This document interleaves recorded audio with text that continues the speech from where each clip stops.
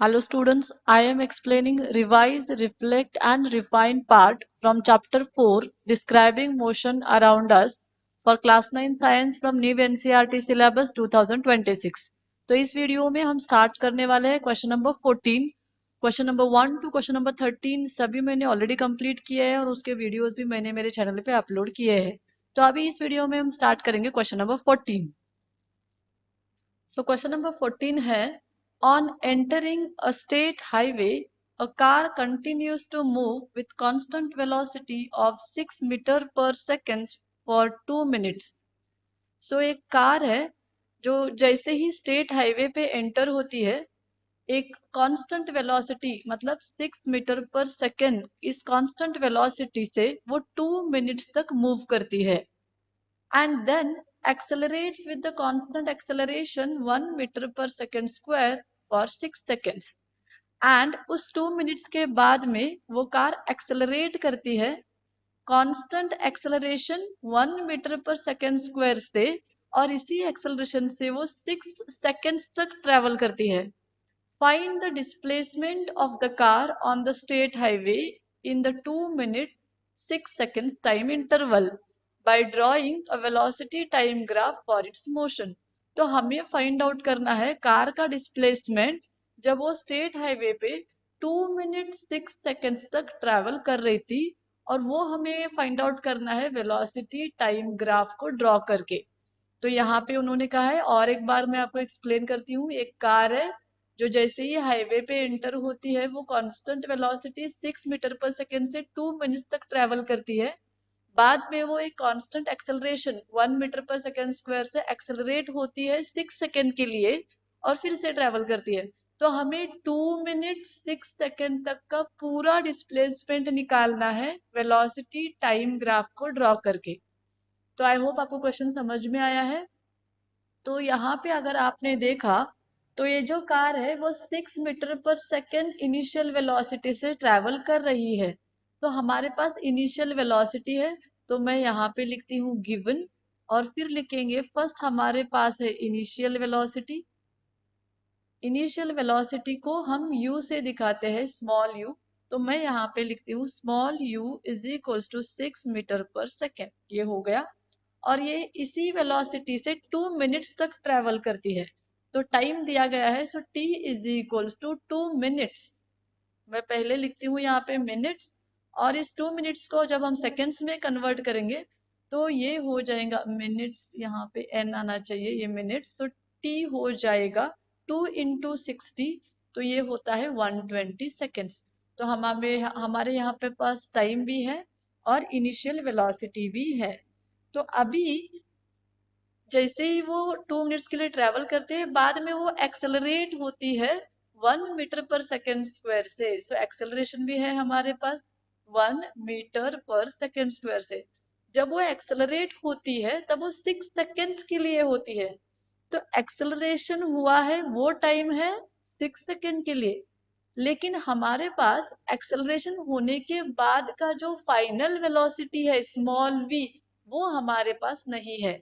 Initial velocity 6 metre per second है but हमारे पास final velocity नहीं है।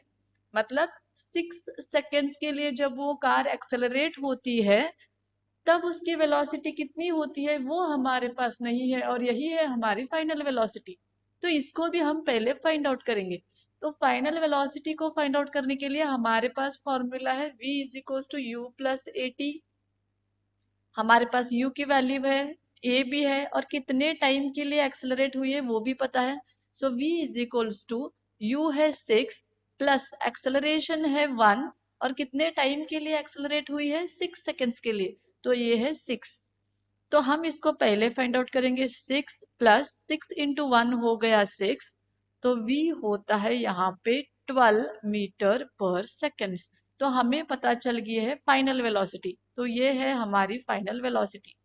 तो ये फाइनल वेलोसिटी है, यहाँ पे हमारी इनिशियल वेलोसिटी है और टाइम भी है। अभी स्टार्टिंग जब वो initial velocity 6 metre per second से कार ट्रेवल कर रही थी तब हमारा टाइम था 120 सेकेंड्स एंड एक्सेलरेट होने के बाद जो हुआ वो हमारा टाइम है 6 सेकेंड्स।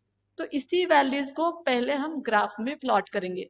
तो यहाँ पे मैंने एक ग्राफ प्लॉट किया है जहाँ पे वाई एक्सिस पे मैंने वेलोसिटी ली है और एक्स एक्सिस पे यहाँ पे टाइम लिया है। ये जो टाइम है ये मैंने सेकेंड्स में लिया है क्योंकि सभी टाइम्स को मैंने सेकेंड्स में कन्वर्ट किया है।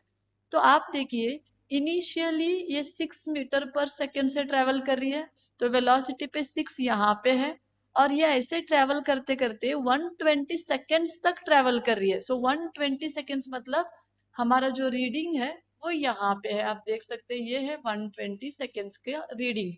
तो मुझे 6 मीटर पर सेकेंड यहाँ से यहाँ पे दिया गया है क्वेश्चन में कांस्टेंट वेलोसिटी, मतलब वेलोसिटी चेंज नहीं हो रही है, सो 6 ही रहेगा। सो 6 ऐसे ही कांस्टेंट 120 तक हमें स्ट्रेट लाइन ड्रॉ करना है।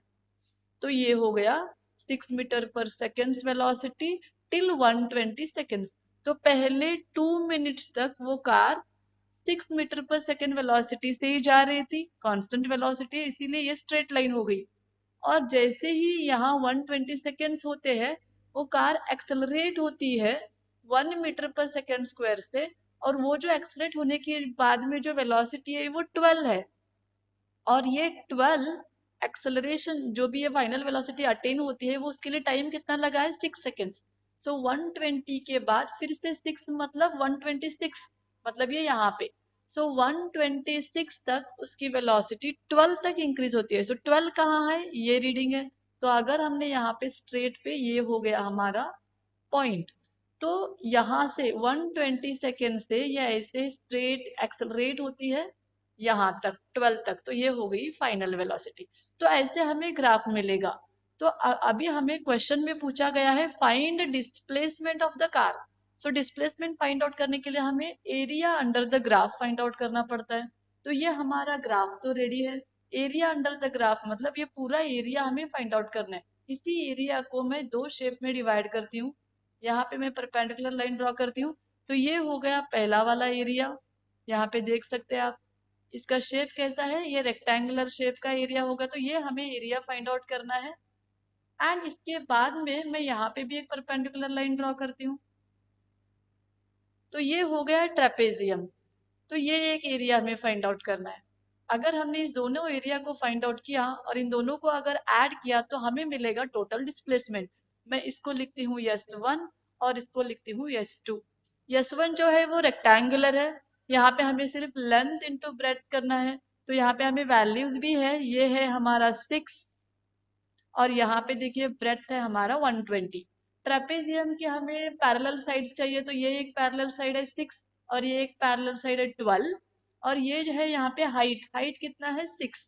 तो इसी वैल्यूज को हम सब्स्टिट्यूट करेंगे और डिस्प्लेसमेंट को फाइंड आउट करेंगे। उसी को मैं नेक्स्ट पेज पे फाइंड आउट करती हूँ। तो यहाँ पे लिखती हूँ पहले S1। S1 हमारा रेक्टेंगुलर है, तो मैं लिखती हूँ रेक्टेंगल। और रेक्टेंगल का एरिया का फॉर्मूला क्या है, area is equals to length into breadth. तो हमें लेंथ एंड ब्रेड्थ सभी वैल्यूज को यहाँ पे लिखना है। सो लेंथ हमारा कितना है, आप इस ग्राफ में देख सकते हो। यहाँ पे लेंथ है हमारा 6 आता है, ये हो गया 6, और ब्रेड्थ है हमारा 120। तो इसी को मैं यहाँ सब्स्टिट्यूट करती हूँ। लेंथ हो गया 6 एंड ब्रेड्थ हो गया 120। तो सब्स्टिट्यूट करेंगे, area is equals to 6 into 120, और इसको अगर हमने मल्टीप्लाई किया तो हमें मिलता है S1। 6 जीरो जा 0, 6 टू जा 12, तो यहाँ पे 2 आया, 1 आता है, 6 1 जा 6 और ये हो गया 7, तो 720। तो ये S1 आ गया यहाँ पे 720। अबे हमें फाइंड आउट करना है S2, और S2 का शेप है ट्रेपेजियम, तो मैं यहाँ पे लिखती हूँ ट्रेपेजियम। एंड ट्रेपेजियम का एरिया का फॉर्मूला है, area is equals to half into sum of parallel sides. तो फॉर्मूला लिखेंगे पैरेलल साइड्स इनटू हाइट। तो ये है इसका एरिया का फॉर्मूला, ट्रेपेजियम के एरिया का फॉर्मूला। तो यहाँ पे भी हमें सब सब्स्टिट्यूट करना है। तो सम ऑफ पैरेलल साइड, ए में पहली पैरेलल साइड कंसीडर करती हूँ, बी दूसरी पैरेलल साइड, और एच हो गई हमारी हाइट। अगर हम फिर से ग्राफ में देखेंगे तो पहली पैरेलल साइड इसको कंसीडर करती हूँ ए। तो ए कितनी है, यहाँ पे आप देख सकते हैं ये 6 है, तो ये 6 हो गई ए। और बी मैं इसको कंसिडर करती हूँ, तो बी कितनी है यहाँ पे देख सकते हो आप, 12 से ड्रॉ किया तो ये है 12, और ये है हमारी हाइट, हाइट हो गई है हमारी 6, 120 से 126 मतलब 6। सो एक पैरेलल साइड 6 है, दूसरी पैरेलल साइड 12 है, और हाइट भी हमारी 6 है, तो उसी को लिखेंगे, एक पैरेलल साइड 6 है, दूसरी 12 है, और हाइट भी हमारी 6 है। सो सब्स्टिट्यूट करेंगे और एरिया फाइंड आउट करेंगे। So area is equals to half, bracket में यहाँ पे इंटू लिखती हूँ, ब्रैकेट में 6 प्लस 12 आएगा, इंटू यहाँ पे 6 आएगा। तो हम यहाँ पे 2 से 6 कैंसिल कर सकते हैं, 2 1 ज़ा 2, 2 3 ज़ा 6, तो यहाँ पे आएगा area is equals to 6 plus 12 होता है 18, ये हो गया हमारा 18, 18 इंटू 1 भी 18 होता है, सो 18 इंटू 3 ऐसे हो जाएगा। तो हमें S2 कैलकुलेट करना है, तो हमारा S2 कितना आएगा यहाँ पे,